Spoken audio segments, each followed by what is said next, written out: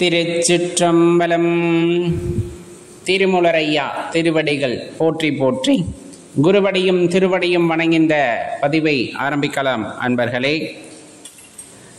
அறிவுடன் கூடி அழைத்ததோர் தூணி பரியுடன் வாரம் பழம்பதி சிந்தும் குறியது கண்டும் கொடுவினையாளர் செரிய நினைகிறார் சேவடிதானே. பொதுவாகவே இந்த வாழ்க்கை அப்படிங்கிறது நம்ம கொண்டுள்ள வினை பயன் காரணமாக உண்டாகிறது அப்படிங்கிறத நம்ம நிறைய இடங்களில் நமது ஞானியர்கள் வழியாகவும் சித்தர்கள் வழியாகவும் நமது குருமார்கள் வழியாகவும் தெரிந்து கொண்டிருப்போம். சரி, இப்படிப்பட்ட பிறவியில் நம்ம எல்லா அந்த கர்மாவையும் அல்லது வினைகளையும் நம்ம கொண்டு வந்து கழிக்க வந்திருக்கோமா அப்படின்னு கேட்டால் இறைவனுக்கு தான் வெளிச்சம். இப்போ உண்மையாகவே நம்ம பிறவி எடுத்தது நமது வினையின் காரணமாக அப்படின்னு வச்சுக்கிட்டோம்னா, இறைவன் ஒரு குறிப்பிட்ட அளவிலான வினையை மட்டும் கொடுத்து அனுப்பி இருக்கிறார், கழித்து விட்டு வா அப்படின்ட்டு இந்த வாழ்க்கையை அப்படின்னா நம்ம வந்துட்டோம், அந்த வினையை தூக்கிக்கிட்டு வந்தாச்சு. இல்லை, ரொம்ப தெளிவாக நம்ம உணர்ந்து கொள்ள வேண்டிய விஷயம் ஒன்று இருக்குது அப்படின்னம்னா, இது இன்பமோ துன்பமோ இந்த பிறவி கிடைச்சாச்சு. ஆனால் இதை சந்தோஷமாக அணுகிறவங்க இருப்பாங்க. அப்பாடா இப்படி ஒரு சொகுசான வாழ்க்கை கிடைச்சிருக்கே அப்படின்ட்டு அணுகிறவங்க இருப்பாங்க. அதே உண்மையை உணர்ந்து கொண்டா, இந்த வாழ்க்கை வாழ்வதற்கு இனிதாக இருந்தாலும் உள்ளபடியே இந்த உடலிலே உயிர் இருப்பதற்கு சிரமப்படுகிறது அப்படிங்கிறது எப்போ தெரிய வரும்னா, இறைவனோட இருப்பை உணர்ந்து கொண்ட பிறகு இந்த உடலிலே உயிர் இருப்பதற்கு ரொம்ப சிரமப்படும் அப்படின்னே சொல்லலாம். ஏன்னா அந்த ஒரு பேரின்பத்தை விட்ட பிறகு இந்த உயிர் இந்த உடலிலே இருப்பதை விடுத்து இறைவன் பாதத்தை சரணடைய வேண்டும் என்ற ஏக்கத்தில் துடிதுடித்து கொண்டிருக்கும். அது உச்சகட்டமாக எப்போ நிகழுது அப்படின்னு பார்த்தோம்னா, உண்மை பரம்பொருளை அறிந்து கொள்ளும் பொழுது, நாம் கொஞ்சமாக தெரிந்து கொள்ளும் பொழுதெல்லாம் அந்த நிலையானது உண்டாக ஆரம்பித்து விடும். ஏக்கத்தினால் துடிக்கின்ற நிலை அந்த உயிருக்கு உண்டாகிவிடும். அது உண்டான பிறகு நமக்கு தெரியுது, இது வினைகளால் உண்டான அந்த ஒரு பிறவி. இந்த பிறவி கடல் மீண்டும் மீண்டும் பிறந்து இழைத்து கொண்டிருக்கின்றோம். இந்த பிறவி கடல் அப்படிங்கிறத எப்படி தாண்டி போகிறது அப்படின்னு யாருக்குமே தெரியறது இல்லை. அதைத்தான் நம்ம ஞானியர்கள் அறிந்து, சித்த பெருமக்கள் அறிந்து மனித குலத்திற்கு எடுத்து சொல்லி இருக்கிறார்கள். வினையை அனுபவித்து தான் ஆக வேண்டும்.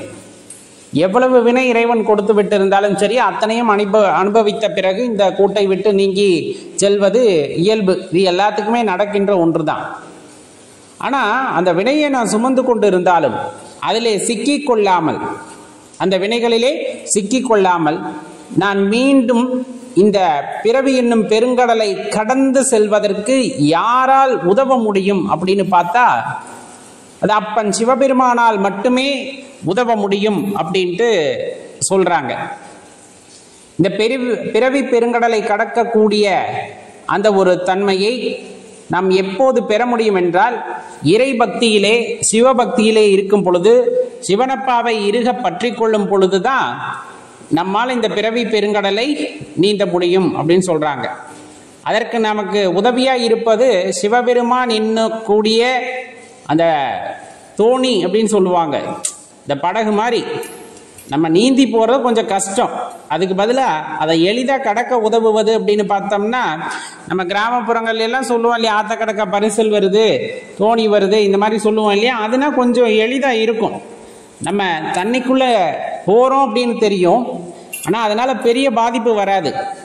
அந்த தோணி என்ன பண்ணோம் அப்படின்னா, அப்படியே மெதுவாக நகர்ந்து நம்ம அடுத்த கரைக்கு கொண்டு போய் விட்டுரும். அதை ஓட்டக்கூடிய ஒருத்தரும் இருப்பார் இல்லையா, அமைதியாக அதை ஓட்டக்கூடியவரும் இருப்பார்.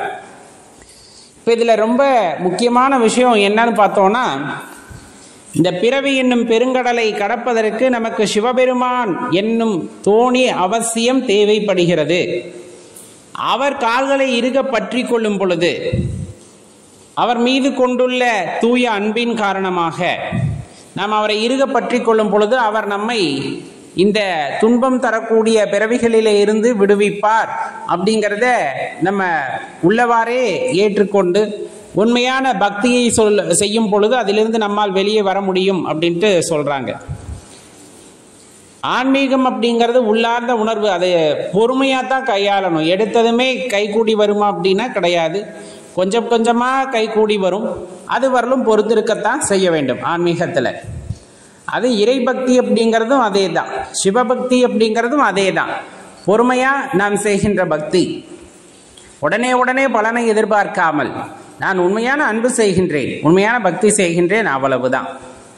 எந்த காலத்தில் இறைவனின் மனம் இறங்கி வருமோ அது வரையிலும் நாம் பக்தி செய்வோம் என்ற உறுதிப்பாடுடன் ஒருத்தர் செய்கின்ற பக்தி அப்படிங்கிறது எல்லையில்லாததாக இருக்கும். அதற்கு பலனை இறைவன் கொடுப்பதாகவே இருக்கும். மாறாக அதிலே ஒரு எதிர்பார்ப்பை வைத்துக்கொண்டு எனக்கு இது வேண்டும், அது வேண்டும், இது இப்படி நடந்துவிட வேண்டும், இக்காலத்தில் நடந்துவிட வேண்டும் என்றெல்லாம் நாம் எண்ணிக்கொண்டிருக்கும் பொழுது கண்டிப்பாக அதிலே ஒரு பின்னடைவு அப்படிங்கிறது இருப்பதற்கான வாய்ப்புகள் அதிகம். அதனால தான் சொல்லப்படுறது நம்ம பொறுமையாக எல்லாத்தையும் கையாளணும் அப்படிங்கிறது. பொறுமையாக கையாள்வது அப்படின்னா எந்த எதிர்பார்ப்பும் இல்லாமல் நம்மால் இயன்றவரை உண்மையான அன்பை செலுத்த வேண்டும். சிவபெருமான் மீது உண்மையான பக்தியை செலுத்த வேண்டும். அவர் பாத மலர்களை நாம் பற்றி கொள்ளும் பொழுது இறைவனே இறங்கி வந்து நமக்கு அந்த அனுகிரகத்தை புரியலாம். அதுவரையிலும் காத்திருக்க வேண்டும். அப்படி ஒரு வாய்ப்பு கிடைக்கிறது அப்படிங்கும் போது நம்முடைய இந்த வாழ்க்கை அல்லது இந்த பிணி இருக்கின்ற பெருங்கடலை நம்மால் நீந்தி கடப்பதற்கு பதிலாக தோணியிலே ஏறி நம்மால் கடக்க முடியும் அப்படிங்கிறத நம்ம ஞாபகம் வைத்துக் கொள்ள வேண்டும். இந்த பதிவில் சொல்லக்கூடிய விஷயத்தை அனுபவபூர்வமாக நீங்கள் உணர்ந்திருந்தீங்க அப்படின்னா கண்டிப்பாக இதை புரிந்து கொள்ள முடியும். இல்லை இதை வெறும் வாய் வார்த்தையாக மட்டும்தான் கேட்டிருக்கின்றோம், இதற்கான உண்மைத்தன்மை அப்படிங்கிற மாதிரி ஆராய தோன்றினால் வேண்டுமானால் முயற்சி செய்து பாருங்கள். மன்னர்கள் கோவில் கட்டினார்கள், ஆலயம் எழுப்பினார்கள், இன்னும் மகான்கள் ஆலயம் எழுப்பியிருக்கிறார்கள், சித்த புருஷர்கள் எல்லாமே சிவலிங்கத்தை நிறுவியிருக்கிறார்கள். இதெல்லாமே நாம் அறிந்தது தான். நிறைய இடங்களில் சொல்ல கேள்விப்பட்டிருப்போம், சிவனை வழிபடுறதுக்கே பல கோடி ஜென்மங்களில் புண்ணியம் செய்திருக்க வேண்டும் அப்படின்னு சொல்லிட்டு. அவ்வாறு செய்திருந்தால் மட்டுமே நம்மால் சிவனை நினைக்க முடிகிறது, சிவனை வழிபட முடிகிறது அப்படிங்கிறத தெள்ள தெளிவாக உணர்ந்துக்கணும். அப்போ நிறைய புண்ணியங்கள் சேர்த்துட்டோம். அதனால் ஐயனோட நினைவு இந்த ஜென்மத்தில் நமக்கு வந்திருக்கு. சரி, வந்த நினைவு அப்படிங்கிறது எப்படிப்பட்டது அப்படின்னா, அவரை இறுக பற்றி கொள்ள வேண்டும் என்ற நினைவா, வேண்டினால் தருவார் அதனால் வேண்டுகின்றேன் என்ற நினைவா, எல்லாமே அவர்தான் என்ற நினைவா, சர்வேஸ்வரா அப்படின்னா எல்லாத்தையும் மறந்துடக்கூடிய அளவிற்கான அந்த ஒரு தன்மையா அப்படிங்கிறதெல்லாம் அவரவருடைய கர்ம வினையை பொறுத்தது. இன்னொன்று, திருக்கூட்டத்தில் அடியாராக நம்ம சேரணும்னா முடியுமானா கிடையாது. அவரால் ஆட்கொள்ளப்பட்டால் அவரே அடியார் கூட்டத்தில் சேர்த்து கொண்டால் அந்த வாய்ப்பை பெறலாம். அப்போ சிவனடியார் ஆவது அப்படிங்கிறது நாம முன்வந்து ஆவது கிடையாது. எந்த ஒரு க்ஷணத்தில் இறைவன் சிவபெருமான் ஒருவரை ஆட்கொள்கின்றாரோ, இவனை அடியானாக பெறுவதற்கு நான் மகிழ்கிறேன் அப்படின்ட்டு உங்களை அந்த அடியார் கூட்டத்தில் சேர்த்துக்கிட்டால் தான் நம்ம சிவனடியாராகவே ஆக முடியும். அப்படிப்பட்ட அரும்பெரும் ஆற்றலை உடைய சிவபெருமான் எண்ணினால் ஒழிய நம்மால் சிவாலயங்களிலே ஒரு கற்களை கூட நகர்த்தி வைக்க முடியாது. இது சவால் என்று கூட வைத்து கொள்ளுங்கள். முடிந்தால் முயற்சி செய்து பாருங்கள். நிறைய சிவாலயங்கள் இன்றைய காலகட்டத்திலே நிறைய சிவாலயங்கள் திருப்பணிகள் நடைபெறுகின்றன. அந்த திருப்பணி நடைபெறுவதிலே முன்னால் இருக்கக்கூடிய நபர்களை பார்த்தால் ரொம்ப ரொம்ப ரொம்ப புண்ணியம் செய்தவர்களாக இருப்பார்கள். சிவபெருமான் அவர்களை தேர்ந்தெடுத்திருக்கிறார் என்றால் எப்படிப்பட்டவர்களாக இருப்பார்கள் என்று யோசித்து பாருங்கள். அதில் ஒருவராக நீங்கள் இருக்கும் பட்சத்தில் கண்டிப்பாக இறையருளை முழுமையாக பெற்றவர்கள் நீங்கள் அப்படிங்கிறத தெரிஞ்சுக்கணும். இப்போ சில பேர்த்துக்கு பொருளை கொடுத்து உதவ முடியும். சில பேர் பணம், காசு அந்த மாதிரி நிறைய ஆலயங்களுக்கு திருப்பணிகளுக்கு கொடுப்பார்கள். சில பேர்கிட்ட இருக்கும், ஆனால் கொடுக்கணுங்கிற எண்ணம் வராது. வித்தியாசம் இருக்குது. அந்த அந்த தன்மை அல்லது அந்த பணம் அவருக்கு வேண்டாம் அப்படிங்கிற மாதிரி இறைவன் முடிவு செய்திருப்பார். அதனால தான் கொடுக்கணும்லாம் நினைப்பாங்க, ஆனால் அவங்களுக்கு கொடுக்க மனசு வராது. ஆனால் சில பேர்கிட்ட இருக்கவே இருக்காது. தன்னிடம் இருக்கிற பொருளெல்லாம் விற்று பணமாக்கி கொண்டு போய் கொடுப்பாங்க. அது ஒரு வகை. காரணம், அவர்களை இறைவனுக்கு பிடித்து விட்டது. இப்போ இந்த ஆலயம் கட்டுறதுனால பக்தியை நிரூபணம் செய்து முடியுமா அப்படின்னு கேட்டால் அப்படி கிடையாது. ஆலயம் கட்டும்போது 100 ரூபாய் கொடுக்குறனால அவர்களுக்கு வந்துட்டு உயர்ந்த பக்தி அப்படின்னு எடுத்துக்கலாமான்னு கேட்டால் அதை வைத்து நாம் ஊர்ஜிதமாக சொல்ல முடியாவிட்டாலும் அதை கூட செய்ய முடியாமல் ஒருவர் இருக்கிறார் என்றால் இந்த இருவரில் ஒப்புமை அப்படிங்கும்போது இவரின் பக்தியானது உயர்ந்தது தான் அப்படிங்கிறத தெரிஞ்சுக்கலாம். இன்னொன்று, இறைவனின் அருளை பெற்றவர், அதனாலே அந்த 100 ரூபாயை கூட அந்த இறை பணிக்காக அவரால் கொடுக்க முடிகிறது அப்படிங்கிறத தெரிஞ்சுக்கணும். இப்போ பணம் மட்டும் கொடுத்தாதானா அப்படிங்கிற அந்த கேள்வி வந்துருச்சுனாலே ஒரு விஷயத்தை தெளிவாக தெரிஞ்சுக்கணும். பணத்தை காட்டிலும் மேலும் அதிக ஆற்றல் உடையது, கொடுப்பனை உடையதுன்னா உடல் உழைப்பு அப்படின்னு சொல்கிறது. இந்த உழவார பணி அப்படின்னு சொல்லுவாங்க இல்லையா, இருக்கிறதுலையே சிறப்பான பணி. நம்ம இப்போ சொன்னோம்ல, திருப்பணிக்கு வந்துட்டு இறைவனோட கருணை இல்லாமல் திருப்பணி செய்ய முடியாதுன்னு. அதே போல தான் உழவார பணி அப்படிங்கிறது திருப்பணிக்கு ஈடானது. இன்னும் சொல்லப்போனால் அதனிலும் மேலானது அப்படின்னே நம்ம சொல்லலாம். அப்படி உழவாரப்பணி செய்கிறீர்கள், உங்கள் உடல் உழைப்பை வந்துட்டு ஆலயத்திலே செலவிடுகிறீர்கள், அதை சுத்தம் செய்வதற்கு புனரமைக்கிறதுக்கு செலவிடுறீங்க அப்படின்னா யோசிச்சு பாருங்கள். கிட்டத்தட்ட அந்த அடியார் கூட்டமே சிவகணங்களாக இருக்கும். அந்த திருப்பணியில் ஈடுபடுகின்ற, உழவாரப்பணிகளில் ஈடுபடுகின்ற அடியார் கூட்டம் யார் அப்படின்னா சிவகணங்கள் அப்படிங்கிறத தெரிஞ்சுக்கணும். சாதாரண விஷயமல்ல. சிவகணங்கள் சிவனுக்கு சேவை செய்பவர்கள். இந்த பூலோகத்திலே சிவகணங்கள் மனிதர்களாக வந்து இங்கிருக்கின்ற சிவாலயங்களை எல்லாம் புனரமைக்கின்ற பணிகளிலே ஈடுபட்டிருக்கிறார்கள். அதனால்தான் அவர்களால் தொடர்ந்து சிவபெருமானை நினைக்க முடிகிறது, தொடர்ந்து சிவபெருமானை வழிபட முடிகிறது. எங்கெங்கெல்லாம் ஆலயங்கள் சிதைந்து கிடக்கிறதோ, எங்கெங்கெல்லாம் அந்த பராமரிப்பற்று கிடக்கிறதோ எல்லா ஆலயங்களிலும் சென்று உழவார பணிகளை மேற்கொண்டு இன்னும் திருப்பணிகளை செய்து அவ்வாலயங்களையெல்லாம் வழிபாட்டிற்கு கொண்டு வருகிறார்கள் என்றால் அவ்வளவு ஆற்றல் படைத்தவர்கள் யாராக இருக்க முடியும் என்றால் சிவனடியார்கள். அந்த சிவனடியார்கள் யாராக இருப்பார்கள் என்று கேட்டால் சிவகணங்களாகவே இருப்பார்கள். அதில் எந்த சந்தேகமும் வேண்டாம். சிவனடியார்கள் யார்? சிவகணங்கள், சிவனுக்கு சேவை செய்பவர்கள். அந்த சிவலோகத்தில் மட்டுமல்ல, இந்த பூலோகத்திலும் அவருக்கு சேவை செய்பவர்கள் தான் இந்த சிவனடியார்கள் அப்படிங்கிறத தெரிஞ்சுக்கணும். அவர்கள் உள்ளத்தில் ஏதாவது ஏக்கம் இருக்குமா, எதிர்பார்ப்பு இருக்குமா, ஆசை இருக்குமா? இறைவா என்னை அப்படி வச்சுக்கோ இப்படி வச்சுக்கோன்ட்டு போய் உழவார பணிகளை செய்வார்களா? எதுவுமே இருக்காது. அவர்கள் மனதிலே என்ன இருக்காது? கோபம் இருக்காது, வஞ்சகம் இருக்காது, இது வேண்டும் அது வேண்டும் என்ற ஆசை இருக்காது, எந்த ஒரு எதிர்பார்ப்பும் இருக்காது. இறைவனே நீ மட்டும் போதும் அப்படிங்கிற அந்த ஒரு எண்ணம். அதன் வாயிலாக அவர் குடியிருக்கின்ற இடங்களையெல்லாம் சுத்தம் செய்து, ஏன்னா சுத்தமான இடத்தில்தான் இறைவன் இருப்பார் அப்படின்னு சொல்லுவாங்க. நம்மளுக்கே சொல்லுவோம் இல்லையா, மனசு சுத்தமாக இருக்கணும். இறைவன் வந்துட்டு எல்லாத்துக்குள்ளே இருக்கிறார். எப்போ வெளிப்படுறார்? அந்த மனசு தெளிவாக சுத்தமாக இருக்கிற பட்சத்தில் இறைவன் வெளிப்படுகின்றார். அந்த மனசானது கலங்கிவிட்டால் இறைவன் உள்ளிருப்பதை நம்மால் உணர்ந்து கொள்ள முடிவதில்லை. மனசு எப்படிப்பா கலங்கும்? மனம் எப்படி கலங்கமடையும்? மனதில் பொறாமை, வஞ்சனை, எதிர்பார்ப்பு, ஆசை, காமம், குரோதம், இந்த மாதிரி நிறைய விஷயங்கள் மதம் ஆச்சரியத்தோடு சேர்ந்து மனதை ஒரு குப்பை தொட்டி போல் ஆக்கிவிட்டீர்கள் என்றால் மனமானது கலங்கி விடுகிறது. அப்படியே தெளிந்த நீரோடை போல் இருப்பதற்கு பதிலாக கலங்கிய குட்டையாக மாறிவிடுகிறது. அந்த கலங்கிய குட்டையில் ஏதாச்சும் இருந்தால் வெளியே தெரியுமா? கண்டிப்பாக தெரியாது. தெளிந்த நீர், அப்படியே அமைதியாக சலனம் இல்லாமல் இருக்கின்ற நீரில் என்ன தெரியும்? உள்ள ஒரு ரூபாய் காசு இருந்தாலும் தெரியும், உள்ள கண்ணாடி கல் இருந்தாலும் தெரியும், சாதாரண கல் இருந்தாலும் தெரியும். அப்படிங்கும்போது அருப்பெரும் ஆற்றலாம் அந்த ஜோதியை சலனமில்லாத மனதிலே காண முடியும் என்றால் அதில் எந்த மாற்று கருத்துமே இல்லை. அப்படிப்பட்ட தன்மையுடையவர்கள் தான் யார் அப்படின்னா சிவனடியார்கள். எதுவுமே வேண்டாம். இந்த உழவாரப்பணியின் காரணமாக என் குடும்பம் நல்லா இருக்கணும்னு நினச்சனா கிடையாது. என் சந்ததிகள் படிப்படியாக வளரும் என்று நினைத்தோமா? கிடையாது. எந்த எதிர்பார்ப்பும் இல்லாமல் சிவகணங்களாக இருக்கின்ற நாம் சிவபெருமானுக்கு செய்கின்ற சேவை அது. ஆலயங்களை புனரமைப்பது, ஆலயங்களில் உழவாரப்பணிகளை செய்வது. ஐயா, ஆலயங்களிலே உழவாரப்பணி செய்கின்றவர்கள் ஆலய திருப்பணி செய்கின்ற சிவகணங்களின் பாதம் தொட்டு வணங்கிக் கொள்கின்றேன். ரொம்ப நெகிழ்ச்சியாக அல்லது ஒரு மன உருக்கத்துடன் சொல்ல வேண்டும் அப்படின்னாலும், அந்த திருப்பணிகளிலே ஈடுபடுகின்றவர்கள் அனைவரும் சிவபெருமானுக்கு நெருக்கமாக ஆகிவிட்டீர்கள். சிவபெருமானுக்கு நெருக்கமானவர்களாக ஆகிவிட்டீர்கள்.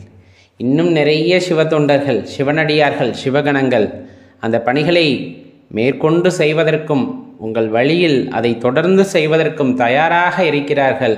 அந்த சிவகணங்கள் பூதகணங்களாக இந்த பூமிக்கு வந்து கொண்டேதான் இருப்பார்கள். இவ்வாலயங்களையெல்லாம் மீட்டெடுத்து அகிலமாளும் அரசன், அகிலமாளும் வேந்தன், இன்னும் சொல்லப்போனால் பிரபஞ்ச நாயகன் அப்படின்னு சொல்லக்கூடிய நம்ம சர்வேஸ்வரன் ஈஸ்வரனின் ஆலயங்களை எல்லாம் புனரமைத்து காலத்திற்கும் இந்த பெயர் சைவம் தழைத்தோங்க அவர்கள் பாடுபட வேண்டும் என்று எல்லாமல் அந்த ஈஸ்வரனை வேண்டி கேட்டுக்கொள்கின்றோம். நம்ம வாழ்க்கையை நம்மால் தீர்மானிக்க முடியுமா?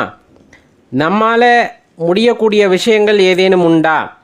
எல்லாமே ஏற்கனவே தீர்மானிக்கப்பட்டதுங்கிறாங்களே, அப்படி தீர்மானிக்கப்பட்டதாக இருந்தால் நம்மளால் இந்த வாழ்க்கையில் எந்த மாற்றத்தையும் ஏற்படுத்த முடியாதா?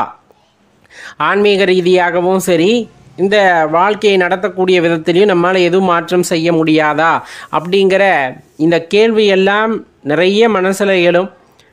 அப்படி எழுகிறது அப்படிங்கும்போது கண்டிப்பாக இந்த பதிவை முழுமையாக பாருங்கள், உங்களுக்கு பயனுள்ள வகையிலே இது இருக்கும்.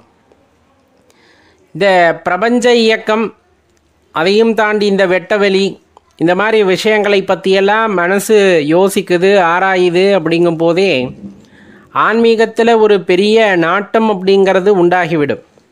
சில அறிவியலாளர்கள் இந்த தொலைநோக்கியை வச்சுக்கிட்டு, அவங்கக்கிட்ட இருக்க கருவியை வச்சுக்கிட்டு இந்த பிரபஞ்சத்தை பார்க்கணும், இந்த பிரபஞ்சத்தை புகைப்படம் எடுக்கணும், இந்த மாதிரி நிறைய விஷயங்களில் ஈடுபடுவார்கள். அது ஒரு வகையான தேடல். இந்த கையில் தொலைநோக்கியும் கிடையாது, எந்த ஒரு அறிவியல் சாதனங்களும் கிடையாது. ஒரு ஆழ்ந்த தியான நிலைக்கு சென்ற பின்னர் இந்த பிரபஞ்சத்தின் இயக்கத்தை பற்றி அறிந்து கொள்கின்ற சித்தர்களாகட்டும் மகான்களாகட்டும் அவர்களெல்லாம் இறைவனின் அருளை பெற்றவர்கள் அப்படின்னு சொல்லலாம். சரி, இப்போ நம்மக்கிட்ட அதீத சக்திகள் இருக்கிறதா? நம்முள் சக்தி இருக்கிறது அப்படிங்கிறாங்களே, அது இருப்பது உண்மையா அப்படிங்கிற அந்த வினாவானது ஒவ்வொரு மனிதனுக்குள்ளும் எழுந்து கொண்டே தான் இருக்கிறது. அப்படி எழுந்து கொண்டிருக்கின்ற அந்த கேள்விகளுக்கு பதிலாக நாம் ஒரு விஷயத்தை ஆழ்ந்து பார்க்க வேண்டியது இருக்கிறது. இந்த பிரபஞ்ச இயக்கம் யாருடைய கட்டுப்பாட்டில் இயங்குகிறது? இந்த அண்டம், பேரண்டம், பால்வெளி, இந்த மாதிரி நிறைய சொல்கிறோம் இல்லையா? இதெல்லாம் யாருக்கு கட்டுப்பட்டு இயங்குகிறது அப்படிங்கிற கேள்வியை நமக்குள்ளே நாம் கேட்டு பார்க்க வேண்டும். இப்போ நாம் ஆணையிட்டால் அதில் ஏதேனும் மாற்ற முடியுமா அப்படிங்கிற கேள்வியை கேட்டு பாருங்களேன். கண்டிப்பாக இப்போதைக்கு நம்ம சொல்லக்கூடிய பதில் என்னவாக இருக்கும்? கண்டிப்பாக முடியாது அப்படிங்கிறது தான் அதற்கான பதிலாக இருக்கும். சரி, எப்போவுமே அது முடியாதா அப்படின்னா கொஞ்சம் பொறுமையாக கேளுங்க. நம்ம வாழ்க்கையில் சிறிய மாற்றங்களை ஏற்படுத்த முடியுமா அப்படிங்கிறதையும் பார்த்துக்கணும்.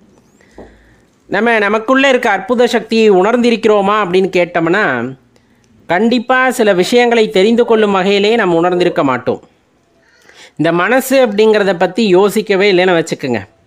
மனசுன்னு ஒன்று இருக்குங்கிறது நமக்கு தெரியுமா அப்படின்னு கேட்டால் தெரியும். அந்த மனத்தோட ஓட்டத்தை என்னைக்காச்சும் கவனித்து பார்த்துருக்கோமா அப்படின்னா கண்டிப்பாக ரொம்ப அரிதினும் அரிதாக யாராவது இது மாதிரி சொல்லும்போது இந்த மன ஓட்டம்னா என்ன அப்படிங்கிறத கொஞ்ச நேரத்துக்கு கவனிக்க முடியும். ஆனால் எப்பொழுதுமே அதை கவனித்திருக்க முடியாது. யோசிச்சு பாருங்கள், இப்போ உங்கள் மனசு என்னென்ன யோசிச்சுக்கிட்டு இருக்குன்னு யோசிச்சு பாருங்களேன். இப்போ தான் உங்கள் மனதானது இப்படி ஒரு விஷயம் இருக்கிறது, சரி இதை பற்றி யோசிப்போம், நம் மனது எங்கே செல்கிறது அப்படின்னு பார்க்கலான்ட்டு கட்டளையிடும். இது எங்கெங்கே போகுதுன்னு பார்க்கலாம் அப்படின்ட்டு. உண்மைதானுங்களே? இப்போ உங்கள் மனசு அப்படி யோசிக்க ஆரம்பிச்சிருக்கோம்ல. இப்போ ஒரு விஷயத்தை பற்றி நமக்கு தெரிய வருகிறது அப்படிங்கும் போது அதை பற்றிய ஆராய்ச்சியை நாம் ஆரம்பித்து விடுவோம். அது கொஞ்ச நேரத்துக்கு நம்மளோட பிடிமானத்தை பொறுத்து. அந்த பிடிமானமானது இறுக பற்றி கொண்டால், அதை பற்றி தெரிந்து கொள்ள வேண்டும் என்று நினைத்தால் அதனுடைய தேடுதலானது நீடிக்கிறது. அது ஏனோ தானோன்னு இப்போ பேசுகிறாங்க, அதனால் அதை பற்றி யோசிப்போன்னு யோசிச்சுட்டு விட்டுட்டோம்னா அது விட்டுரும், அவ்வளோதான். அப்போ நம்ம கொண்ட கொள்கையில் எவ்வளோ உறுதியாக இருக்கின்றோம் அப்படிங்கிறத பொறுத்து தான் நமக்கு அந்த தேடுதல் அப்படிங்கிறது எப்போவுமே அமையும் அப்படிங்கிறத தெரிஞ்சுக்குங்க. இதையும் தாண்டி எளிமையாக நீங்கள் புரிஞ்சுக்கணுன்னா ஒரு விஷயம், இப்போ இந்த உடலில் ஓடுகின்ற இரத்த ஓட்டத்தை உங்களால் கட்டுக்குள் வைத்திருக்க முடியுமா அப்படின்னா கண்டிப்பாக முடியாது. அதே போல் இந்த சின்ன சின்ன இரத்த நாளங்கள் வழியாக இரத்தமெல்லாம் போய் வருகிறது, வளர்சிதை மாற்றங்கள் நிகழ்கிறது, இந்த மாதிரி நிறைய விஷயங்கள் இருக்கிறது. இதெல்லாம் தன்னிச்சையாக இயங்கக்கூடியவை, இறைவனின் கட்டளைக்கு உட்பட்டு அது பாட்டுக்கு தன்னிச்சையாக இயங்கக்கூடியவை. இப்போ நம்ம சொல்கிறது எல்லாமே. அதனை விட சிறந்ததாக ஒரு விஷயம் இருக்கிறது என்றால் காற்று, சுவாசம். இந்த சுவாசத்தை யாராவது நம்ம கட்டுப்பாட்டுக்குள்ளே வைத்திருக்கிறோமா அப்படின்னு பார்த்தா, ஆன்மீகத்தில் ஒரு தெளிந்த நிலை, ஒரு பெரிய புரிதல் அப்படிங்கிறது இல்லாத வரையிலும் அந்த மூச்சுக்காற்றை பற்றி யோசிக்கிறவங்களோட எண்ணிக்கை ரொம்ப ரொம்ப சொற்பம். ஆன்மீக தேடலுக்குள்ளே வர்றாங்க அப்படிங்கும்போது தான் இந்த மூச்சுக்காற்றை பற்றியே அவங்க யோசிக்க ஆரம்பிக்கின்றாங்க. திருமூல பகவான் குறிப்பிடுவதும் அதுவே. மூச்சு அப்படிங்கிறத சரியாக கையாள தெரிந்தால் கண்டிப்பாக உன்னுள் இருக்கக்கூடிய அந்த அற்புதத்தை நீ உணர்ந்து கொள்ள முடியும் அப்படின்னு ஐயா சொல்லுவாங்க. உடல் ஆரோக்கியத்துக்கும் சரி, உடலுக்குள்ளே இருக்கின்ற அந்த அதீத சக்தியை உணர்ந்து கொள்வதற்கும் சரி, மூச்சுக்காற்று அப்படிங்கிறது ரொம்ப முக்கிய பங்கு வகிக்கிறது. இப்போ இயல்பாக மூச்சுக்காற்று நம்முடைய கட்டுப்பாட்டில் இருக்கிறது அப்படின்னா நம்ம கட்டுப்பாட்டில் இல்லை அப்படிங்கிறத நம்ம நிதர்சனமாக ஒத்துக்கணும். அந்த மூச்சுக்காற்றை அப்படியே ஒரு கூர்மையாக நம்ம பார்க்க ஆரம்பிக்கின்றோம். பார்க்கனா இப்போ மெதுவாக மூச்சு உள்ளே இழுங்க, அந்த காற்று சென்று நுரையீரலில் முழுவதுமாக நிரம்புவதை உணருங்கள். பின்பு அப்படியே நிறுத்துங்கள். இப்போ நிறுத்திய காற்றை மெதுவாக வெளிவிடணும். சரி, இப்போ இந்த மூச்சு உங்கள் கட்டுப்பாட்டில் இருந்துதா இல்லையா? ஏன்னா இதை பற்றி யோசிக்காத வரையிலும் மூச்சு காற்று நம் கட்டுப்பாட்டிலே இல்லை. நம்ம கட்டுப்பாட்டில் இல்லைன்னா நம்ம நினச்சப்ப அது உள்ள போல், நம்ம நினச்சப்ப உள்ளே நிற்கலை, நம்ம நினச்சப்ப அது வெளியே வரலை, அது பாட்டுக்கு இயங்கிக்கிட்டு இருந்தது. ஆனால் எப்போ நம்ம அந்த மூச்சுக்காற்றின் மீது நம் கவனத்தை திருப்பினோமோ, அந்த மூச்சுக்காற்றை கவனிக்க வேண்டும் என்ற எண்ணத்தை நாம் எப்பொழுது மனதிற்கு கொண்டு போனோமோ, அந்த மனதானது எங்கு சென்று விட்டது? மூச்சுக்காற்றின் மேலே சென்று விட்டது. அப்போ அந்த கவனம் முழுவதும் அங்கு குவிந்திருக்கின்ற வேளையிலே அந்த மூச்சுக்காற்றை கவனிக்க ஆரம்பிக்கிறது இந்த மனது. அப்போ அந்த மனது அப்படிங்கிறத எதை கட்டுப்பாட்டுக்குள்ளே கொண்டு வந்துருச்சு? மூச்சுக்காற்றை தனது கட்டுப்பாட்டிற்குள்ளே அது கொண்டு வந்து விட்டது. தான் கட்டளையிட்டால் மூச்சை உள்ளிழுக்கிறது, தான் கட்டளையிட்ட போது மூச்சை உள்நிறுத்துகிறது, அது கட்டளையிட்ட போது அந்த மூச்சானது வெளியேறுகிறது. இப்போ சொல்லுங்கள், இந்த மூச்சு நம் கட்டுப்பாட்டில் இருந்ததா இல்லையா? அந்த மூச்சை நாம் கட்டுப்பாட்டுக்குள் வைத்து கொள்ள முடியுமா முடியாதா? இதை சித்த பெருமக்கள் தெளிவாக எடுத்து கூறிவிட்டார்கள். இந்த மூச்சு பயிற்சி அப்படிங்கிறது பிராணாயாமம், அதில் பல வகை உண்டு. அதெல்லாம் குரு மூலியமாக தெரிந்து கொண்டு செய்யும் பொழுது கண்டிப்பாக அந்த மூச்சு காற்று அப்படிங்கிறது நம் கட்டுக்குள் வருகிறது. அப்படிங்கும்போது உடல் ஆரோக்கியம், உடல் இளமை, இந்த மாதிரி நிறைய விஷயங்களை அது கொடுக்கும், நீண்ட ஆயுளை கொடுக்கும் அப்படின்னு சொல்லுவாங்க. இவ்வளவு பெரிய ஆற்றல் நமக்குள் தான் இருக்கிறது. எப்படி? அந்த மூச்சையே நாம் கட்டுக்குள் வைத்து கொள்ளக்கூடிய ஆற்றலும் இந்த உடலில் இறைவன் கொடுத்திருக்கின்றார். ஆனால் அது ஒரு குறிப்பிட்ட நாள் யாராவது சொல்லும் வரையிலும் அது நமக்கு புரிவது இல்லை. அந்த அற்புதம் அப்படிங்கிறது, அந்த அற்புத சக்திங்கிறது நமக்குள் தான் இருந்திருக்கிறது. ஆனால் அது நமக்கு கண்ணுக்கு புரியவில்லை, கண்ணுக்கு தென்படவில்லை, இந்த சிற்றறிவுக்கு எட்டவில்லை. நம்மளால் இதை எதுவும் பண்ண முடியாதுன்னு தான் நம்ம நினச்சிக்கிட்டு இருந்தோம். ஒரு குறிப்பிட்ட கால அளவிலே நமக்கு ஒரு குரு உபதேசமாக இந்த மூச்சுக்காற்றானது உனது கட்டுப்பாட்டிற்குள் கொண்டு வர முடியும், முறையான பயிற்சி செய்யும் பொழுது அந்த மூச்சுக்காற்று அப்படிங்கிறது உனக்கு கட்டுப்படும் அப்படிங்கிற அந்த ஞானத்தை நமக்கு கொடுத்தார்களே எனில் அதை நாம் புரிந்து கொள்ள முடிகிறது. அதன் வழி நாம் நடக்கும் பொழுது அந்த மூச்சுக்காற்று அப்படிங்கிறது நம் கட்டுக்குள் வருகிறது. இதெல்லாம் நமக்கு அறிந்தது தான். இதே போல தான் இறைவன் உள்ளே தான் இருக்கின்றார். அந்த அற்புத சக்தியானது எங்கு தான் இருக்கிறது? உங்களுள் தான் இருக்கிறது. அந்த அற்புத சக்தியை நாம உணர்ந்து கொள்வது இல்லை. சில ஞானிகளும் ரிஷிகளும் முனிவர்களும் முன்னரே தாம் செய்த பயிற்சிகளின் காரணமாக, தனக்கு கிடைத்த அருளின் காரணமாக ஏதோ ஒரு வகையிலே அந்த அற்புத சக்தியை தனக்குள் அவர்கள் தரிசனம் செய்திருக்கிறார்கள். அப்படி தரிசனம் செய்த வழிகளைத்தான் நமக்கு அவர்கள் கூறி சென்றிருக்கின்றார்கள். இவ்வாறெல்லாம் செய்யும் பொழுது அந்த அற்புத சக்தியை உங்களால் உணர்ந்து கொள்ள முடியும். அந்த அற்புதத்தை நிகழ்த்தி காட்டக்கூடிய இறைவனாகப்பட்டவர் நமக்கு பல சந்தர்ப்பங்களை கொடுத்திருக்கின்றார். அந்த சந்தர்ப்பங்களின் வாயிலாக நாம் இறைவனை உணர்ந்து கொள்வதற்கு முற்படுகின்றோம். இறைவன் அப்படிங்கிற இந்த அரும்பெரும் கோட்பாடு அப்படிங்கிறது பார்த்திங்கன்னா நமக்குள் தான் உறைந்து கிடக்கிறது. உறைந்து கிடக்கின்ற இந்த அற்புதத்தை யாரேனும் நமக்கு எடுத்து சொல்ல வேண்டியதிருக்கிறது. அல்லது எடுத்து சொல்லிய பிறகும் நம்மால் உணர்ந்து கொள்ள முடியாத நிலையில் இருக்கின்றோம் என்றால் நாம் அதற்கான முயற்சிகளில் ஈடுபடவில்லை அப்படிங்கிறத தெளிவாக அறிந்து கொள்ள வேண்டும். அப்போ ஞானியர்கள் காட்டிய வழியிலே, சித்தர்கள் காட்டிய வழியிலே பயணிக்க வேண்டும் என்றால் கண்டிப்பாக குருமுகமாகத்தான் அது முடியும். இல்லை அன்பின் மூலமாக நான் உணர்ந்து கொள்ள முடியுமா அப்படின்னா கண்டிப்பாக அதற்கான வழியும் உண்டு. எல்லையற்ற அன்பு அப்படிங்கிறது என்னது? எல்லையற்ற அன்பு. அதற்கு ஒரு வேலியெல்லாம் போட்டு தடுக்க முடியாது. அதை ஒரு கட்டத்துக்குள்ளே உங்களால் அடக்க முடியாது. அப்படிப்பட்ட அன்பு நிலையை அது எதையும் எதிர்பாராத அன்பாக இருக்க வேண்டும். எதிர்பாராதனா நான் இதை கொடுத்தேன்னா நீ எனக்கு இதை கொடுக்கணும் அப்படிங்கிறது அன்பு கிடையாது. நீ கொடுத்தாலோ கொடுக்காட்டியோ நான் தொடர்ந்து கொடுத்துக்கிட்டே இருப்பேன். நீ அதாவது என் மேலே நீ பாசம் காட்டலை, உன்மேலே நான் பாசம் காட்டிக்கிட்டே இருப்பேன். இந்த மாதிரி பல விஷயங்கள் இருக்கிறது அந்த எல்லையற்ற அன்பிலே. அப்படிப்பட்ட ஒரு அன்பு நிலையை நாம் எய்துகிறோம் என்றாலும் கூட நம்மால் இறைவனை உணர்ந்து கொள்ள முடியும். அந்த அரும்பெரும் சக்தியை நம்மால் உணர்ந்து கொள்ள முடியும் அப்படிங்கிறத தெளிவாக தெரிந்து கொள்ளுங்கள்.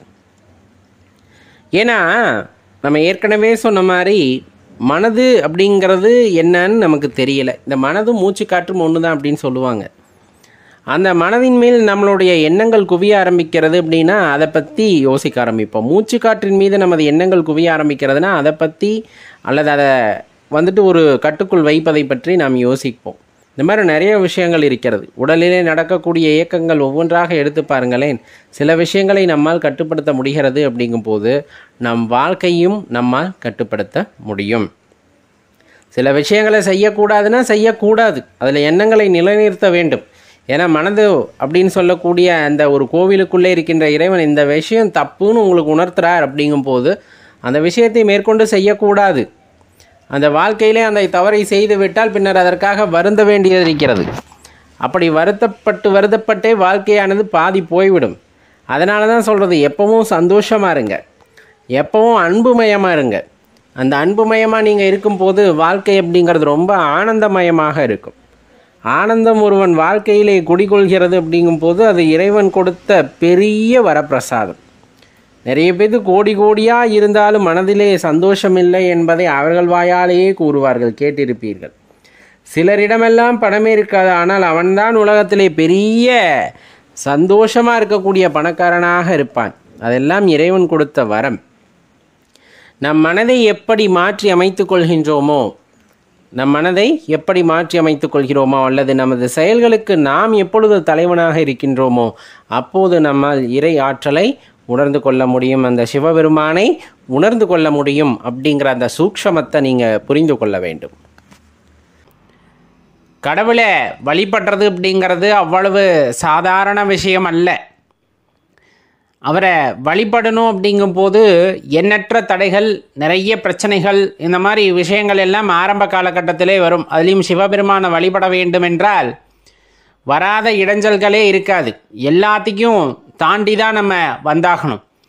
இப்போ நிறைய கஷ்டம் வருது, நிறைய துன்பம் வருது அப்படின்லாம் சொல்லுவாங்க. ஆனால் அதெல்லாம் உண்மையாலுமே துன்பமும் கிடையாது, கஷ்டமும் கிடையாது. இந்த பஞ்சாட்சர மந்திரத்தை மனதில் எப்பொழுதுமே ஜபித்து கொண்டிருப்பவர்களுக்கு துன்பமும் கிடையாது, கஷ்டமும் கிடையாது அப்படிங்கிறத தெளிவாக தெரிஞ்சுக்கணும். வாழ்க்கையில் பிரச்சனை நம்மால் தான் வருகிறது அப்படிங்கிறத தெளிவாக புரிஞ்சுக்கிட்டோம் அப்படின்னா வாழ்க்கை ஒரு வெளிச்சமாக இருக்கும். இப்போ அக்கம் பக்கத்தில் இருக்கவங்களுக்கெல்லாம் உங்களுக்கு பிரச்சனை உண்டாக்குறாங்களா வழிபாட்டில் அப்படின்னா கிடையாது. அவங்க என்ன நினைப்பாங்களோ ஏது நினைப்பாங்களோ அப்படின்னு நம்ம மனசுக்குள்ளேயே நிறைய போட்டு புழுங்கிக்கிட்டு நம்ம ஒரு விதமாக கற்பனை செய்து கொள்வதன் காரணமாகத்தான் நம் வழிபாட்டிற்கு தடை வருகிறது, இன்னல்கள் வருகிறது, கஷ்டங்கள் வருகிறது அப்படிங்கிற மாதிரியான எண்ணங்கள் நம் மனதிலே தோன்றிவிடுகிறது. அதனைத் தொடர்ந்து நாம் கஷ்டப்படுகின்றோம், துன்பப்படுகின்றோம் என்ற எண்ணத்திற்கு ஆட்பட்டு விடுகின்றோம். உண்மையாகவே சொல்லப்போனால் இந்த நவ கிரகங்களும் உங்களுக்கு எதிராக இருந்தாலும், பஞ்சபூதங்களும் உங்களுக்கு எதிராக இருந்தாலும், பஞ்சாட்சர மந்திரத்தை மனதில் நிறுத்தி ஜபித்து கொண்டே இருக்கும் பொழுது அந்த நவகிரகங்களும் சரி, இந்த பஞ்சபூதங்களும் சரி, உங்களுக்கு நீங்கள் இட்ட கட்டளை ஏற்று நடத்துவார்கள்.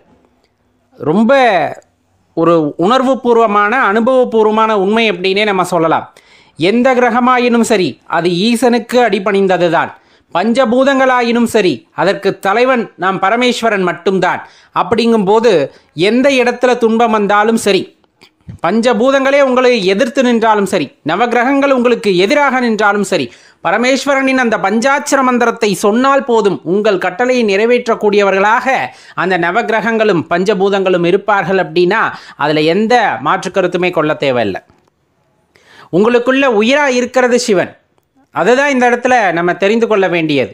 சிவனை அங்கெங்கெல்லாம் தேட வேண்டாம். உங்களுக்குள்ள உயிராக இருக்கிறது யார் அப்படின்னா சிவபெருமான். எந்தவித கஷ்டங்கள் வந்தாலும், எல்லாத்தையும் மீறி உங்களுக்கு துன்பம் வந்தாலும் சரி, உன்னுள் உயிராக இருக்கின்ற இறைவனை, ஈசனை மனதில் நினைத்து கொண்டால் போதும், கை கொடுத்து தூக்கி விட்டுருவார்.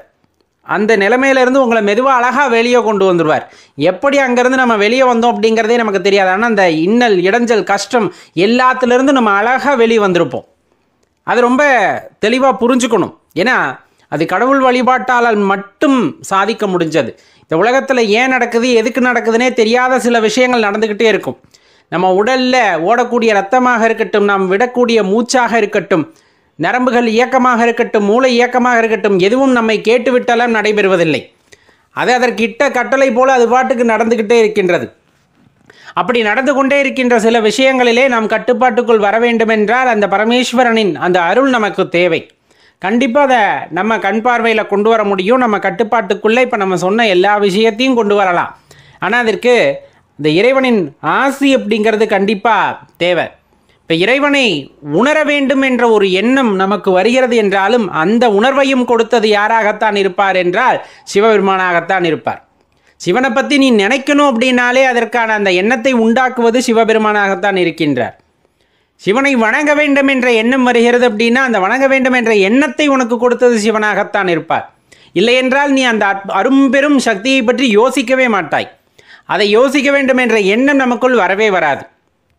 ஏன்னா இந்த உலகத்தில் நிறைய பேர்த்த பார்க்குறோம்ல, எத்தனை பேர் சிவபெருமானை வழிபடுறாங்க அப்படின்னா எண்ணிலடங்கா பேர் வழிபட்டாலும் கூட அத்தனை பேர்த்துக்கும் கிடைத்த அரும்பெரும் வாக்கியம் அப்படின்னா அது வழிபடுதல். அந்த வழிபடுதல், அந்த விஷயத்தை நமக்கு கொடுத்தது யார் அப்படின்னு பார்த்தா சிவனாகத்தான் இருப்பார்.